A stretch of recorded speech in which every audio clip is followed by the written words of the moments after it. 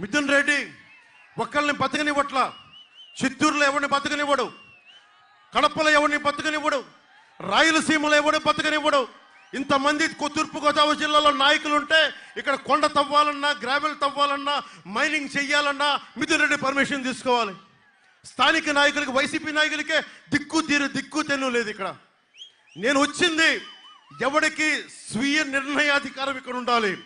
తూర్పుగోదావరి జిల్లా నాయకులకి తూర్పుగోదావరి జిల్లా వనరుల మీద సంపూర్ణ ఆధిపత్యం ఉండాలి. ఒక మిథున్ రెడ్డి కాదు, వైఎస్ జగన్ కాదు.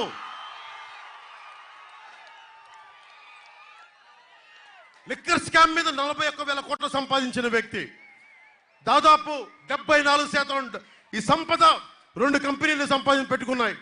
స్పై అగ్రో మిథున్ రెడ్డి కంపెనీ, ఇంకొకటి అడాన్ డిస్టిలరీస్ అనే కంపెనీ మీ ఆరోగ్యాలు పాడు చేస్తూ ఉంది. అలాగే జేపీ వెంచర్స్ అని చెప్పి మొత్తం ఇసుకను దోచేస్తూ ఉన్నారు. కేవలం ఒకవైపు మీకు ఉద్యోగాలు లేవు, ఉపాధి అవకాశాలు లేవు, ఫీజు రీఎంబర్స్మెంట్ లేవు, మనకి ఇవి ఉపాధి అవకాశాలు లేవు. కానీ ఒకవైపున జగన్ రంగులు మార్చడానికి, వైసీపీ భవనాల రంగులు మార్చుకోవడానికి 1000 కోట్లు, వైసీపీ రంగులు మార్చుకోవడానికి 1300 కోట్లు, రంగులు తీసేయడానికి 1000 కోట్లు, ఇలా అడ్డగోలుగా డబ్బుని దుర్వినియోగం చేస్తే మరి ఎక్కడ ఉంటుంది సంపద? మీకు ఉపాధి అవకాశాలు ఎక్కడి నుంచి వస్తాయి? రైతుకి గిట్టుబాటు ధర ఎక్కడి నుంచి వస్తారు? దీనికోసం మాట్లాడే వాళ్ళు ఎవరు? మనం మాట్లాడదాం. నాకు సరదా కాదు, నాకు నిజంగా చెప్తా, నాకు సరదా కాదు. నేను మీకోసం నలిగిపోతా ఉన్నా. దశాబ్దం 2014 నుంచి 2024 వరకు 2 చోట్ల ఓడిపోయి ఉండి మీకోసం ఉన్నాను అంటే నాకు ఈ నేల మీద పిచ్చి, ఈ భారతదేశం మీద ప్రేమ, ఈ తెలుగు రాష్ట్రాల మీద నాకు ఏదో బాగుండాలనే కోరిక, మన ఆంధ్ర నేల కళకళలాడుతూ పచ్చగా ఉండాలని కోరిక, మన ఉభయ గోదావరి జిల్లాలు అన్నపూర్ణ ఇది. ఈ అన్నపూర్ణ చూసి అందరూ ఏడుస్తూ ఉన్నారు. ఆ అన్నపూర్ణ 10 మందికి అన్నం పెట్టి అన్నపూర్ణ, ఈ అన్నపూర్ణ బాగుండాలి, రైతు ఏడవకూడదు. కౌలు రైతులకి స్వయాన డబ్బులు ఇచ్చిన వాడిని. నేను కోరుకుందా ఏంటి? మీ భవిష్యత్తు బాగుండాలని. ఒక నదికి ఏముంటుంది అవసరం? ఒక నదికి ఏముంటుంది? మీ దాహం తీర్చాలనే కదా. ఒక చెట్టుకి ఏముంటుంది? అది మీకు నీడ కల్పించాలి, పండు ఇవ్వాలనే కదా. పవన్ కళ్యాణ్కి ఏముంటుంది?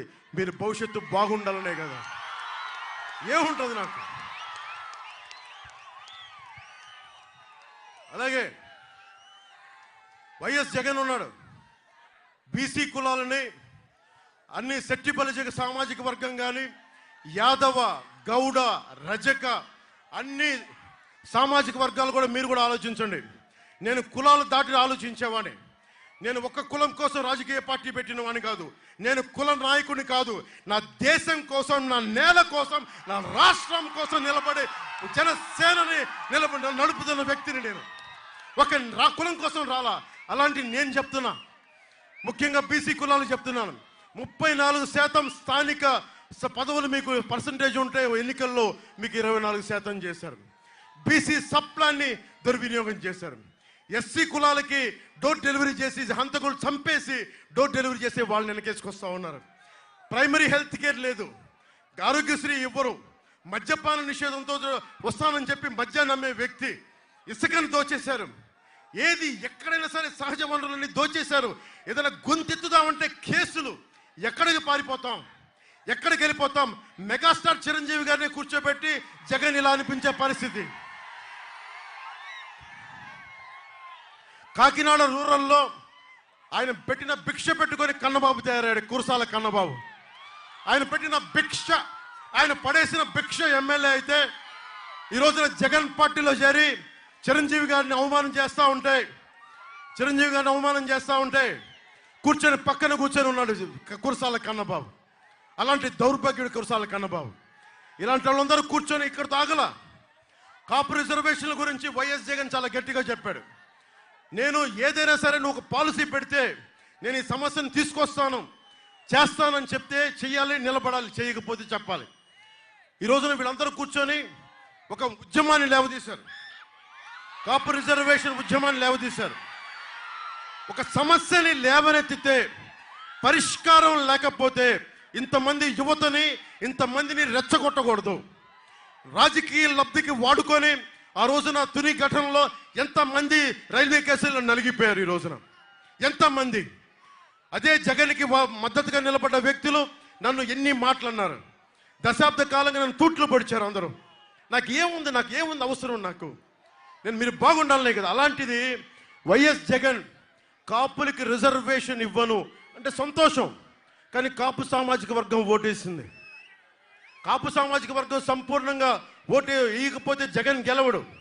ఈరోజు కాపు సామాజిక వర్గం కూడా ఆలోచించాలి, బీసీ సామాజిక వర్గం ఆలోచించాలి, ఎస్సీ సామాజిక వర్గం ఆలోచించాలి. మీరందరూ కూడా కూర్చొని ఎందుకు ఓటేయాలి, కాపు రిజర్వేషన్లు ఇవ్వచ్చు ఇవ్వకపోవచ్చు, కర్రాఖండిగా చెప్పిన వ్యక్తికి కాపు సామాజిక వర్గానికి చెందిన నాయకులు వైసీపీకి ఎలా నిలబడతారు అది మీరు అడగండి. చలమలశెట్టి సునీల్కి ఎంపీగా వస్తే నీకు ఎందుకు వెయ్యాలి, కాపు సామాజిక వర్గం అడగాలి. ఎస్సీ నాయకులు ఒకటే అడగాలి, ఎస్సీ యువత ఒకటే అడగాలి. నువ్వు మా కులస్తుడిని చంపేసి డోర్ డెలివరీ చేస్తే అలాంటి వైసీపీ పార్టీకి మేము ఎందుకు ఓటు వేయాలి అని చెప్పాలి అని అడగాలి. బీసీ సామాజిక వర్గం ఒకటే అడగాలి, బీసీ సబ్ ప్లాన్ ఫండ్స్ని డైవర్ట్ చేసిన మీకు మేము ఎందుకు ఓటు వేయాలి. ఇవన్నీ మీరు బలంగా అడగాలి. ఎందుకంటే ఇప్పుడు కనుక మార్పు తీసుకురాకపోతే ఇంకెప్పుడు మార్పు రాదు. నేను మీకోసం చెప్తున్నాను, నేను మీకు అండగా ఉంటాను. తంగెళ్ళ ఉదయ్ శ్రీనివాస్